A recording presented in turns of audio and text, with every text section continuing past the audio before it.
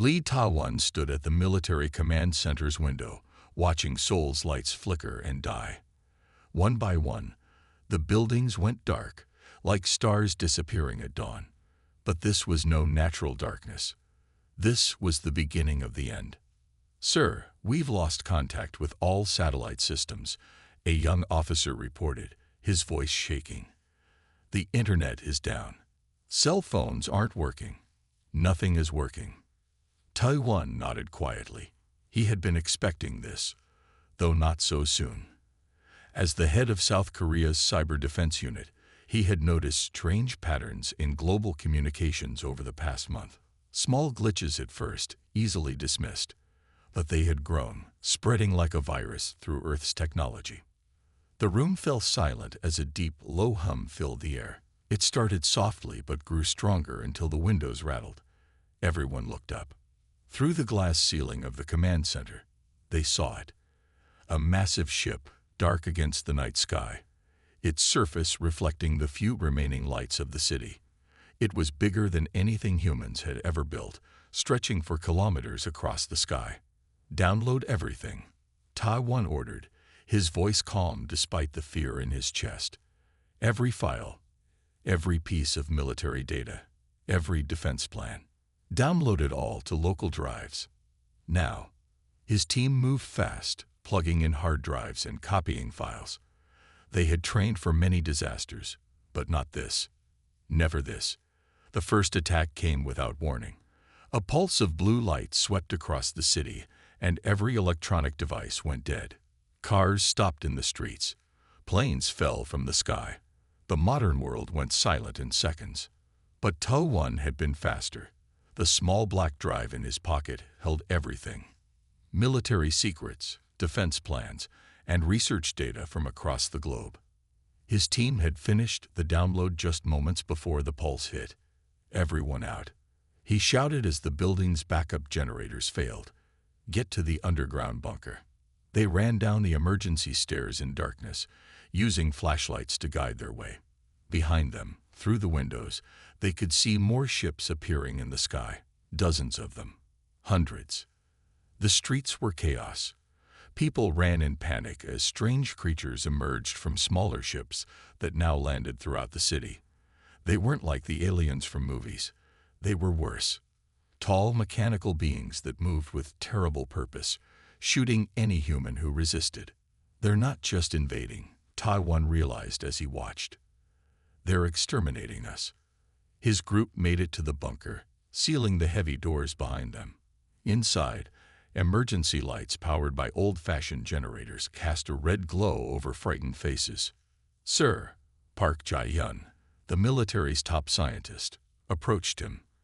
"I've been analyzing the data from our last satellite feeds.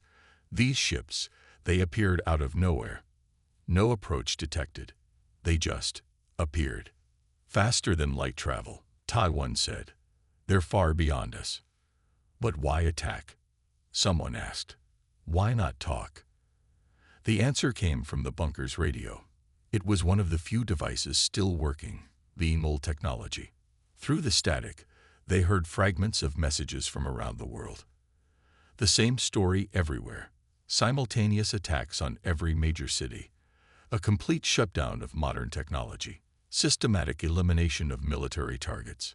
"They don't want to talk," Ta-1 said, gripping the drive in his pocket. "They want us gone, but they don't know humans very well." He gathered everyone around a map table, his mind already working on plans. "We're going to survive this, and then we're going to fight back." Jae-hyun looked at the alien ships through the bunker's periscope. "How? Look at their technology. We're primitive compared to them." Tai-1 smiled slightly. "That might be our advantage. Sometimes the old ways work best, and we have something they don't expect." "What's that?" someone asked. "We're human," he answered. "When backed into a corner, humans don't just survive. We get creative. We adapt. We fight back. And right now, we're in the biggest corner of our history." Above them, Seoul burned as the aliens began their systematic destruction. But in that underground bunker, something else was beginning. The first seeds of resistance. The start of humanity's greatest story. Taiwan looked at the faces around him. Soldiers, scientists, technicians. They were scared, but he saw determination there too. The aliens thought they were erasing humanity. Instead, they were about to turn humans into legends. The fall of Earth had begun, but so had its rise. 3 months after the invasion, Park Jae-yun stared through her microscope in the dimly lit laboratory. The abandoned mining facility, now called Haven, had become home to over 200 survivors. Deep underground, they were safe from the aliens' detection systems. "Look at this," she called to Kim Do-hyun, who was working on a salvaged computer nearby. "The alien tissue sample is reacting to something." Do-hyun walked over, his footsteps echoing in the cave-like room. The sample, taken from a damaged alien warrior, was dissolving under Jae-yun's test. "What did you use?" he asked, pushing his glasses up. "Earth bacteria. Common ones, the kind found in soil." Jae-yun couldn't hide her excitement. "Their bodies can't handle our microscopic life forms. They have no defense against them." Before they could discuss more, Lee Ta-won entered the lab. He looked tired but determined. In the months since the fall of Seoul, he had led groups of survivors to this old mining complex, turning it into a fortress. "We found more survivors," he announced. "A group of 30 people, hiding in mountain caves. They'll be here tonight." "How did they survive so long?" Jae-yun asked, looking up from her work. "They stayed away from cities, used no technology. The aliens seem to ignore people who don't use modern tools." Taiwan walked to a large map on the wall, marked with known alien positions. "They think we'll die out on our own." "They're wrong," Do-hyun said, typing quickly on his keyboard. "I've been studying their communication patterns. They send signals between their ships using some kind of quantum network. I'm close to breaking in." Suddenly, alarms rang through the facility. Red lights flashed in the corridors. Everyone froze. Choi Hannah's voice came over the old radio system they used. Surface sensors triggered. Multiple moving objects approaching from the north. Taiwan grabbed his rifle, but Jae-yun stopped him. "Wait, I have an idea." She rushed to her lab table and grabbed several glass containers. These contain concentrated bacteria cultures. "If the aliens are really coming, we can test my theory." They ran to the upper levels where Yang Min-ho, their chief engineer, was already organizing defenders. The mining facility had many entrances, but Min-ho had rigged most with traps and alarms. "They're trying to enter through Tunnel 3, Hannah reported from her observation post. 5 alien warriors. Standard patrol size. Taiwan looked at Jae-yun. "Will your bacteria weapon work?" "Only one way to find out," she replied, her hand steady as she attached the containers to small explosive charges Min-ho had made. They moved quietly through the dark tunnels, hearing the mechanical steps of alien warriors getting closer. The aliens were tall, metal and flesh combined in deadly forms. Their weapons glowed with strange energy. "Now," Taiwan commanded. Min-ho triggered the charges. The containers exploded, spraying their contents all over the aliens. For a moment, nothing happened. The aliens raised their weapons. Then it began. Their organic parts started smoking. The aliens made horrible screeching sounds as Earth's smallest life forms ate through their biological components. Within minutes, all 5 aliens lay dead, their mechanical parts still twitching. "It worked," Jae-yun whispered. Then louder, "It worked." "This changes everything," Taiwan said, examining the fallen aliens. "We can fight back. We can hurt them." Back in the main facility, they held a meeting with all the leaders. Do-hyun showed his progress on hacking alien communications. Min-ho presented plans for weapons using salvaged alien technology. Hannah reported on patrol patterns she had observed. "We're not just surviving anymore," Taiwan told the group. "Now we can start fighting back." Jae-yun's discovery proves they're not invincible. They have weaknesses. "But we're still so few," someone objected. What can a few hundred people do against a global invasion? We start small, Taiwan explained. We learn their weaknesses. We gather more survivors. We build our strength. And most importantly, we show others that resistance is possible. As if proving his point, the radio crackled with a coded message. Another group of survivors, hearing rumors of Haven, was asking for help. See, Taiwan smiled. We're not alone. Humanity isn't finished. We're just getting started. In her lab that night, Jia Yun looked at more alien samples, searching for other weaknesses. Above ground, the aliens might rule the Earth. But underground, humanity was growing stronger. The real war was about to begin. Kim Do-hyun's eyes burned from staring at screens for too long. For weeks, he had been trying to break into the aliens' communication network. Now, at last, strange symbols began making sense on his monitor. "I'm in," he whispered, then grabbed his radio. "Taiwan, Jia Yun, everyone, come quick. I've done it." Minutes later, the Haven's leadership gathered in his small computer room. The air was tense with excitement. "Look at this," Do-hyun pointed to his screen. "I finally cracked their encryption. These are messages between their ships. But that's not the important part." He typed quickly, bringing up more alien text. "This is their database, their history, why they're here." Lee Ta-won leaned forward. "Tell us." "They call themselves the Nexus Collective," Do-hyun explained, translating as he read. "They've been around for thousands of years, and we're not their first target." He paused, his face growing serious. "We're their seventh." Park Jae-yun stepped closer. "Seventh what?" "Seventh species they've tried to wipe out." Do-hyun brought up more files.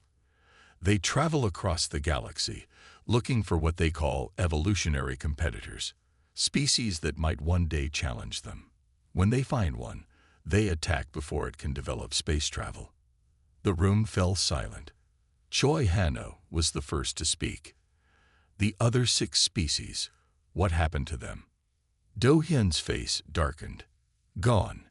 Completely destroyed. The collective doesn't just defeat their enemies. They erase them. No survivors.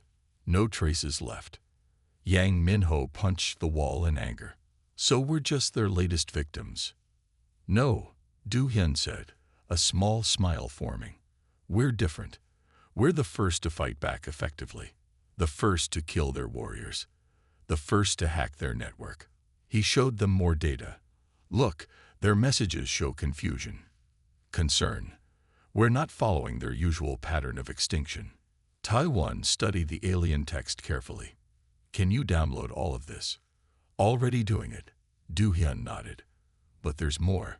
The database shows their weaknesses, things they've hidden from other species." He pulled up technical diagrams.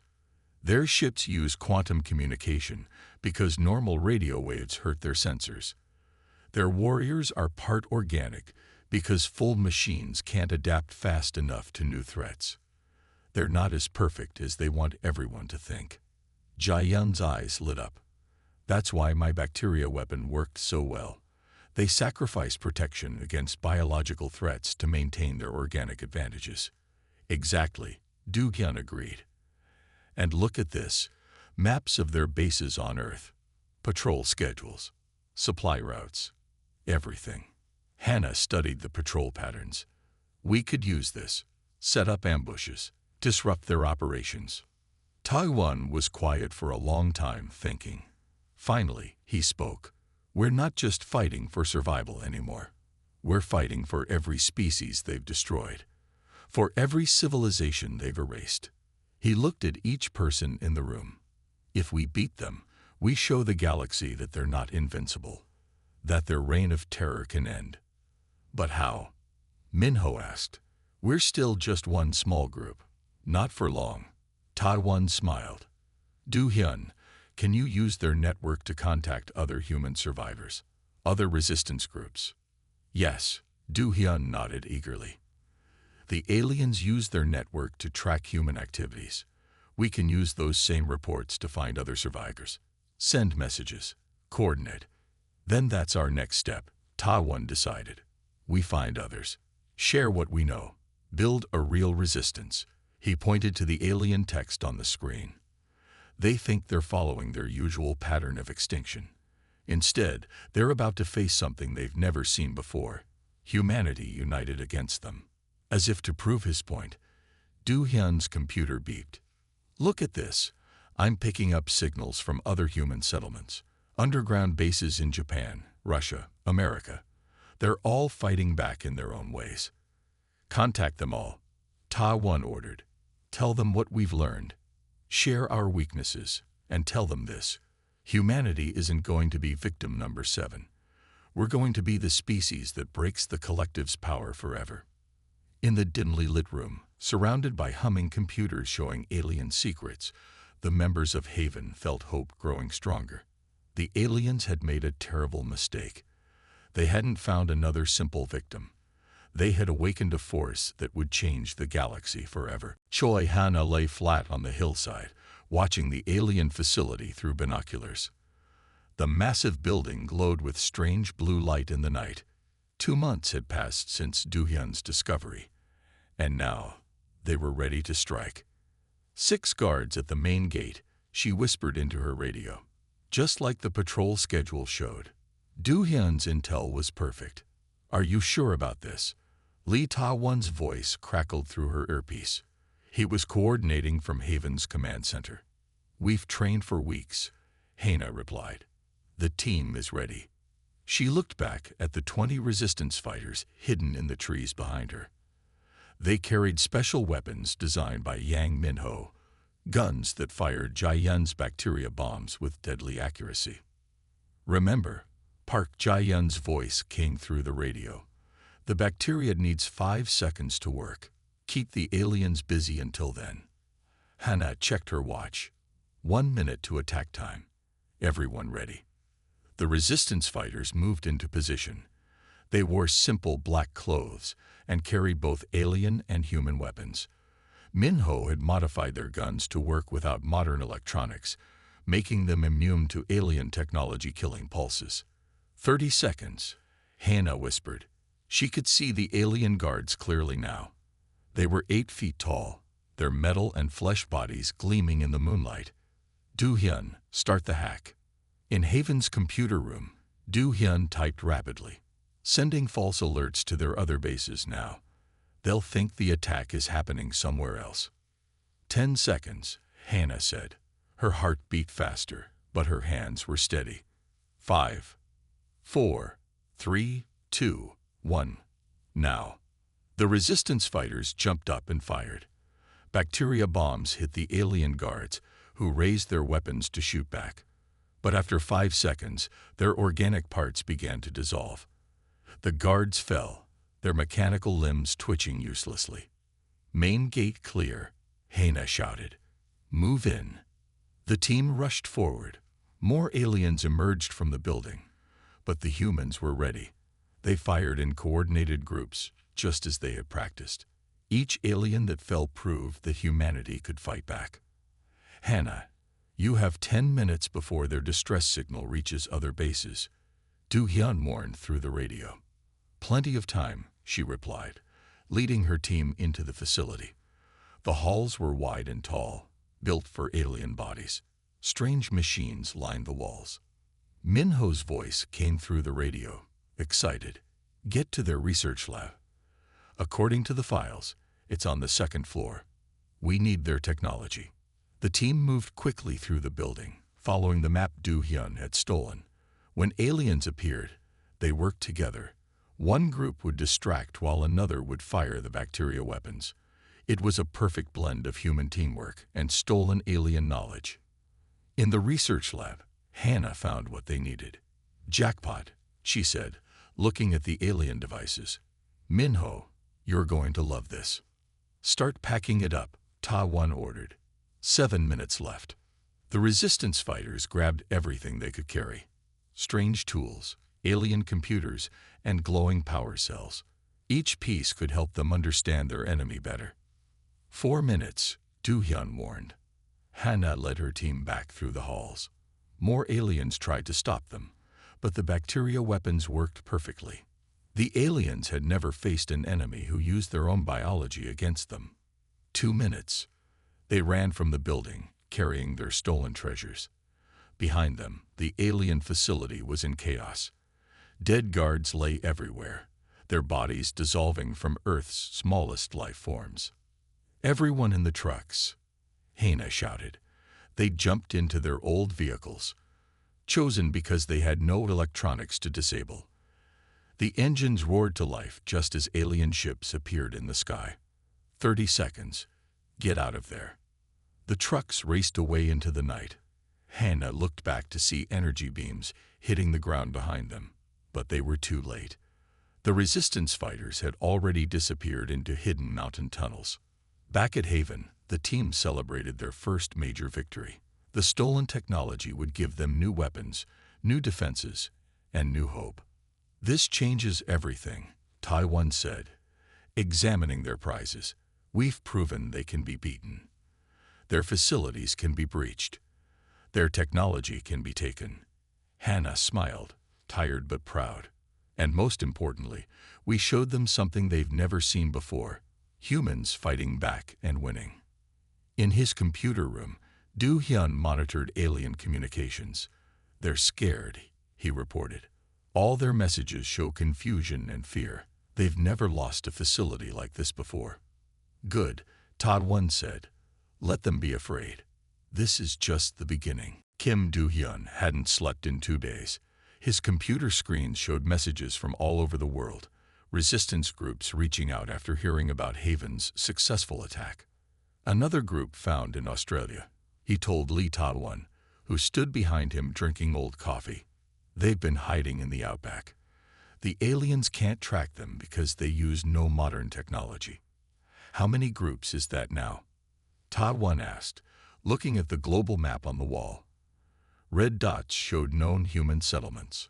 15 major ones, Do-hyun replied, and more coming every day. The Russians have 3 big bases in Siberia. The Americans have groups in old missile silos. African tribes in the deep jungle. South American survivors in ancient mountain cities.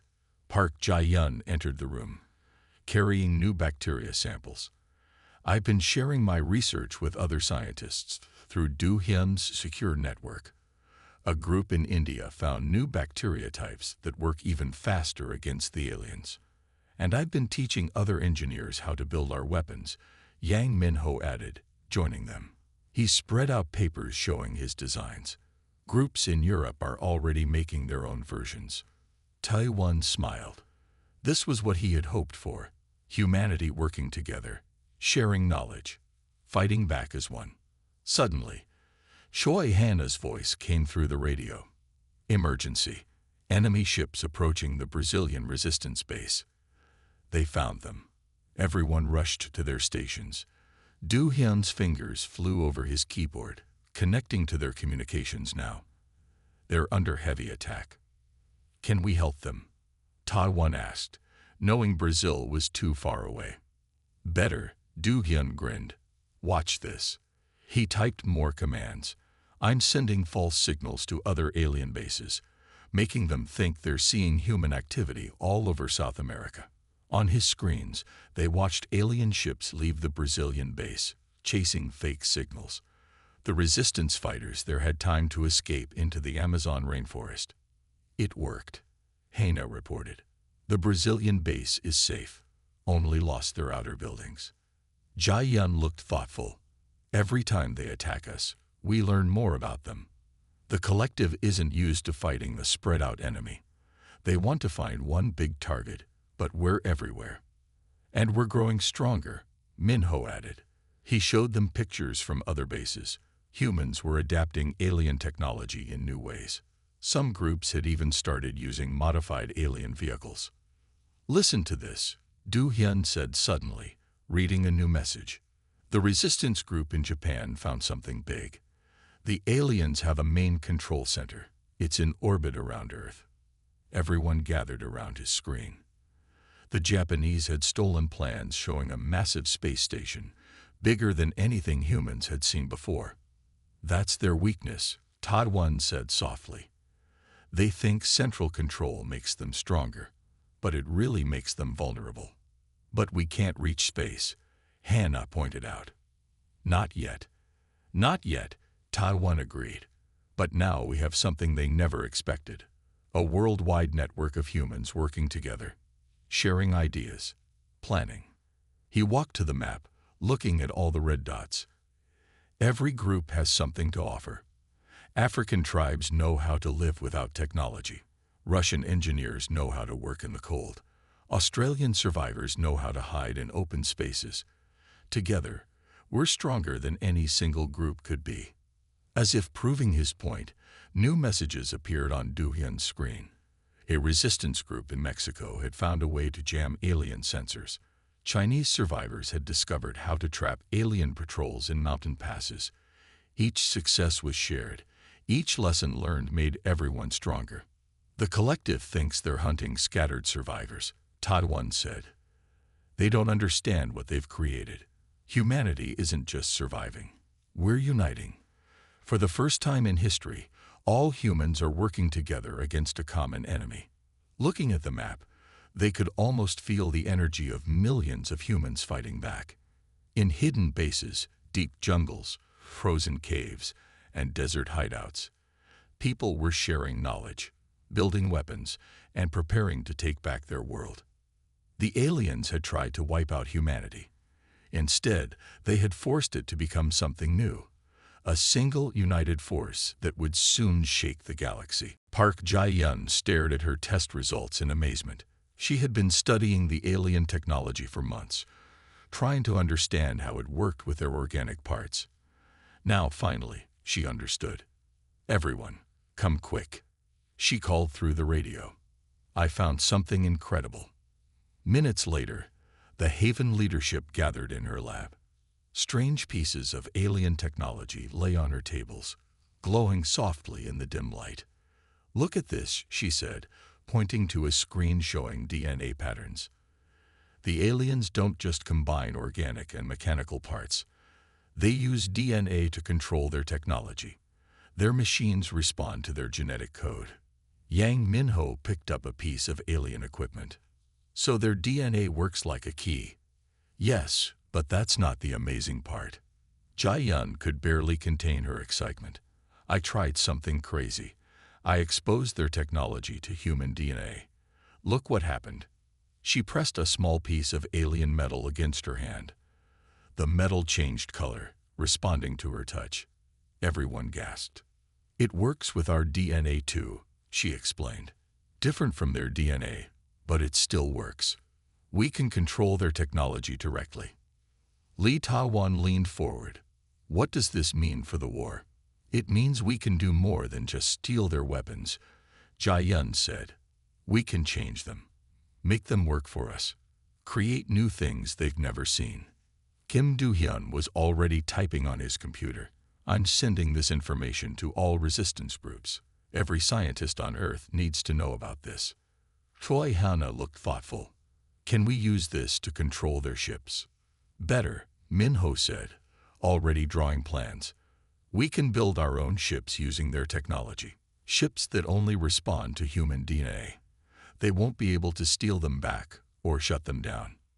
Jae-yun nodded. And that's just the start. Their biomechanical technology is incredibly advanced, but they only use it in certain ways. They never thought about combining it with human creativity. She showed them more test results. Human DNA combined with alien technology could create new materials, new weapons, new defenses, things the collective had never imagined because they always used their technology the same way. We're not just copying their technology anymore, Jae-yun explained. We're making it evolve, change, become something new. Taduwan walked around the lab, looking at all the alien pieces now responding to human touch. They thought their technology made them superior. Instead, it's becoming our greatest weapon. The other resistance groups need to see this in action, Hana said. We should plan a demonstration. Something big. Do-hyun looked up from his computer. The aliens have a major supply base near the old Busan port. We could show everyone how powerful this new discovery is. Minho spread out a map. I can have the first human-adapted weapons ready in 2 weeks. Simple things at first. Guns that only we can fire. Shields that respond to our DNA. 2 weeks, Taiwan nodded. That's when we show the collective their biggest mistake. They thought humans were primitive because we didn't have their technology. Now their technology is becoming ours. Over the next days, Haven buzzed with activity. Jai Yun and Minho worked together, creating new weapons and tools. Every success was immediately shared with other resistance groups. Scientists around the world began their own experiments, finding new ways to use the alien technology. The collective is noticing something's wrong, Du Hyun reported one evening.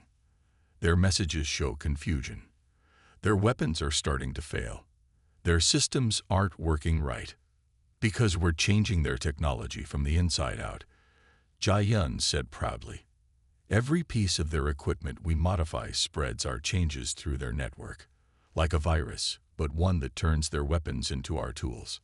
Taiwan gathered everyone for a final meeting before the planned attack.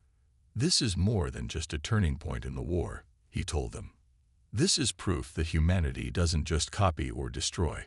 We take things and make them better, different, new. He looked at each person in the room. The collective thought they were erasing us. Instead, they gave us the tools to become something they never imagined, something new in the galaxy. And in 2 weeks, we show them exactly what that means. Kim Do-hyun sat up straight in his chair, his eyes wide with surprise. He had been going through the captured data from alien bases when he found something unexpected. Taiwan, he called urgently. Everyone, you need to see this. Lee Taiwan and the other Haven leaders rushed to the computer room. The screen showed strange alien messages that Do-hyun had never seen before. These aren't from the collective, he explained, pointing to the symbols. They're from other alien species. They'd been watching us fight. Park Jae-yun leaned closer to the screen. Other aliens? How many? At least 12 different species, Do-hyun said, showing more messages. They're all victims of the collective. Some were attacked centuries ago. Others were hit recently. But they all survived in secret, hiding from the collective searches. Choi Hanna looked amazed. So we're not the only survivors. No, Do-hyun smiled. And that's not the best part. Look at these messages. They've been watching how we fight back, how we change the collective's technology. They're calling Earth the planet of hope. Yang Minho read through the translated messages. They want to help us. Join our fight. More than that, Do-hyun said excitedly. They'd been gathering strength for years, waiting for a chance to fight back. But they needed someone to show it was possible. They needed us. Taiwan studied the messages carefully. Can you contact them? Already working on it, Do-hyun nodded. The collective's quantum network reaches across the galaxy. Now that we control it, we can use it to talk to these other species. Over the next few hours, messages flew back and forth. Each alien species shared their story of survival. The tree people of Andromeda, who lived in massive forest cities. The crystal mines of the Orion Arm, who survived by becoming living data. The desert walkers of the Carina Spiral, who built underground cities in their planet's core. They all found different ways to survive, Jae-yun said, reading their stories. Just like how different human groups adapted in different ways. And now they're all ready to fight, Hannah added. The collective's worst nightmare is coming true. Everyone they tried to destroy is coming back. More messages arrived from across the galaxy. The surviving species have been watching Earth's rebellion closely. They saw how humans took alien technology and changed it, how different groups worked together, how Earth's bacteria could fight the collective's biomechanical warriors. Each species is sending us their secrets, Minho said, looking through technical data. The tree people know how to hide entire cities. The crystal mines can hack any computer system. The desert walkers have weapons that can pierce any armor. And we can share our discoveries too, Jai-yun added. My bacteria weapons, Min-ho's DNA-modified ships, Do-hyun's virus. Everything we learned can help them. Taiwan gathered everyone for an emergency meeting.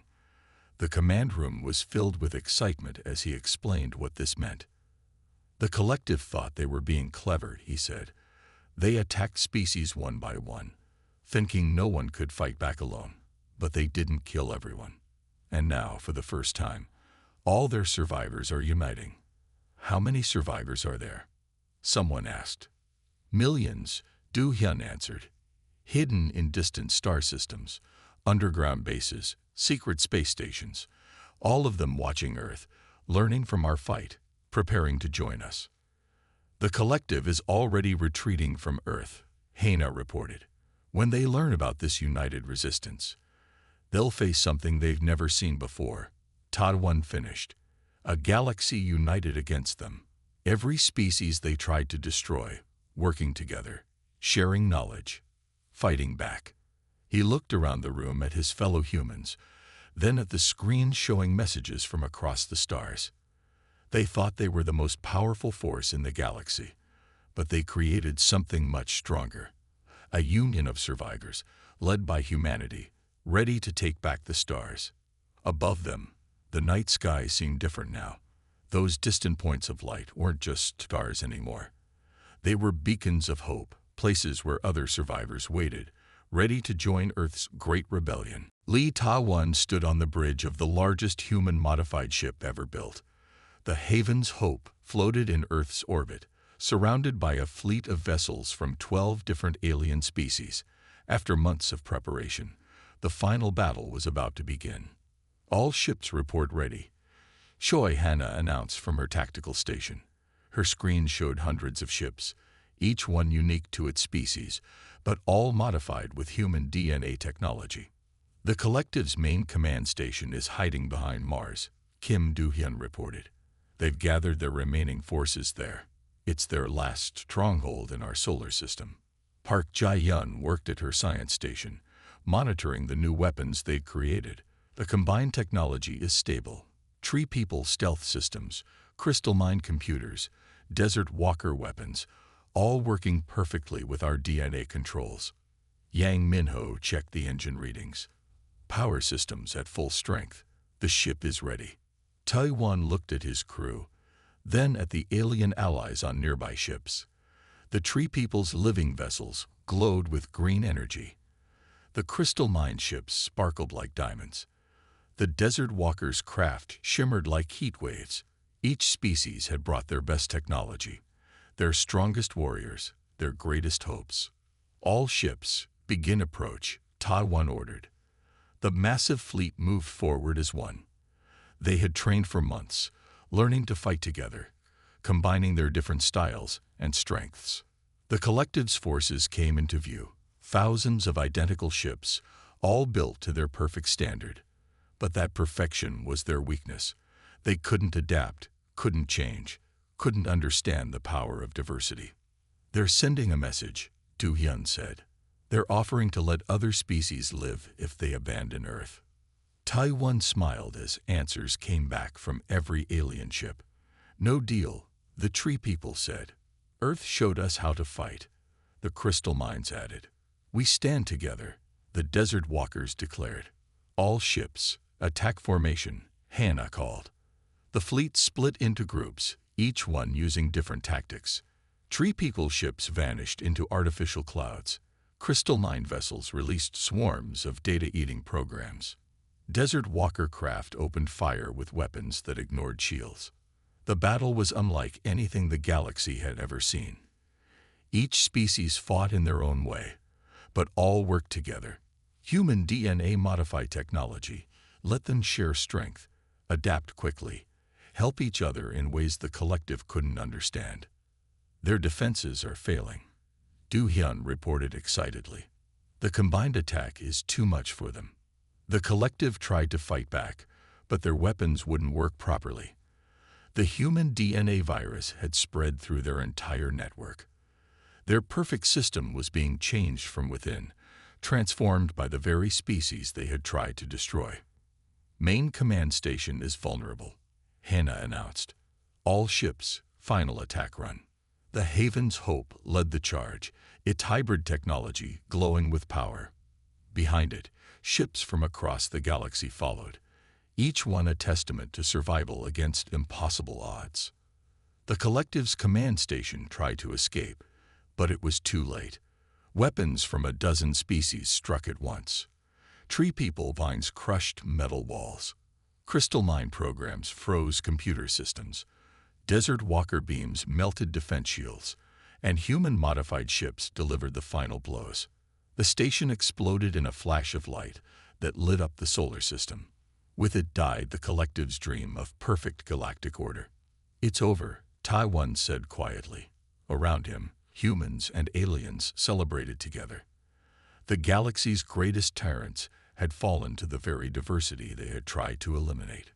Messages poured in from across the stars. Hidden survivors emerged from secret bases. Planets that had lived in fear for centuries celebrated their freedom. The age of the Collective was over. "What happens now?" Hannah asked, looking at the freed galaxy. "Now we build something new," Taiwan answered. "Not an empire or a collective, but a union.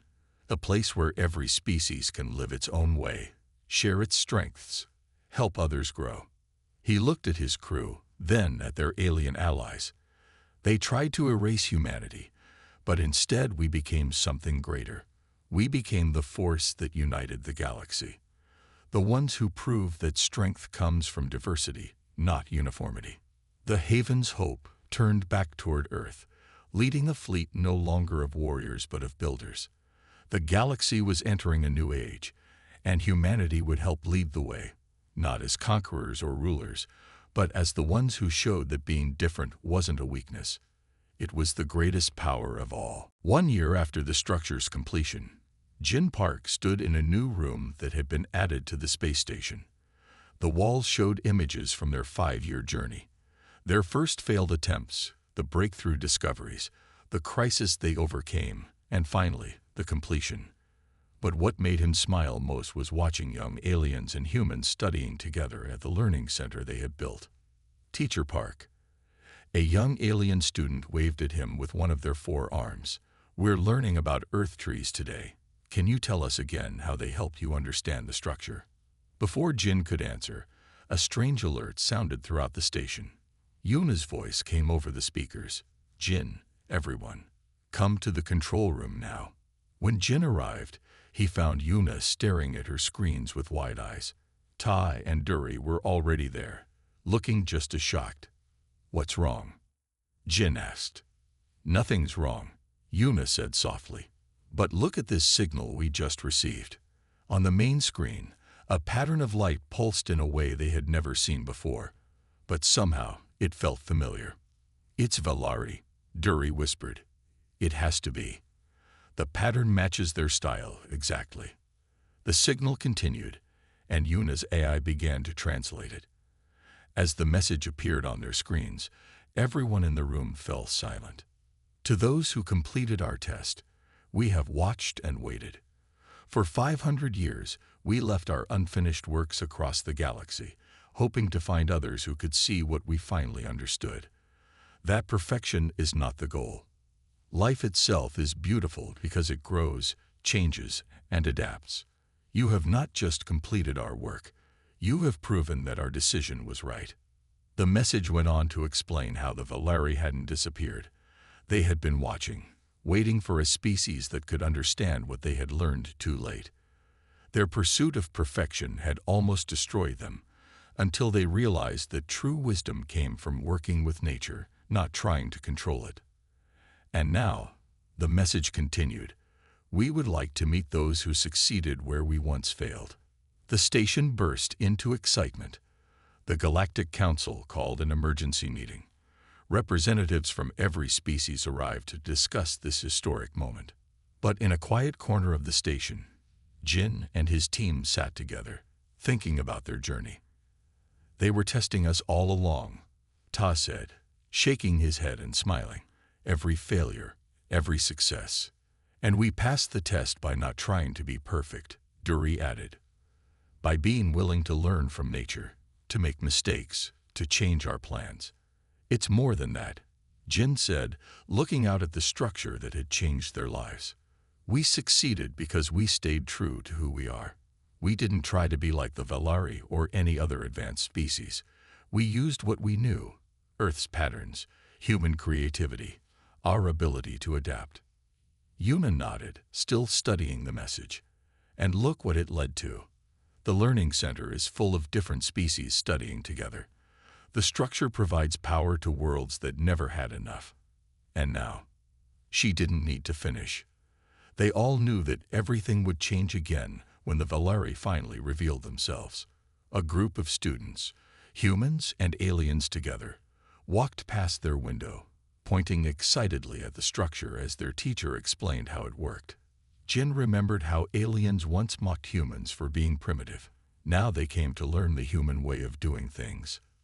What do you think will happen next? Duri asked, watching the structure's beautiful light show. I don't know, Jin replied honestly. But whatever comes next, we'll face it the same way we faced this challenge. By being ourselves, by working together, and by remembering that sometimes the best solutions are the simplest ones. Outside, the structure continued its endless dance of light and energy, singing its song to the stars. But now, they knew it wasn't just a song of completion. It was a song of beginning. They had proven that humanity deserved its place among the stars not by trying to be like other species, but by being uniquely human. And somewhere out there, the Valari were coming to meet the species that had finally understood their greatest lesson. That true greatness comes not from reaching perfection, but from never stopping to grow, learn, and change.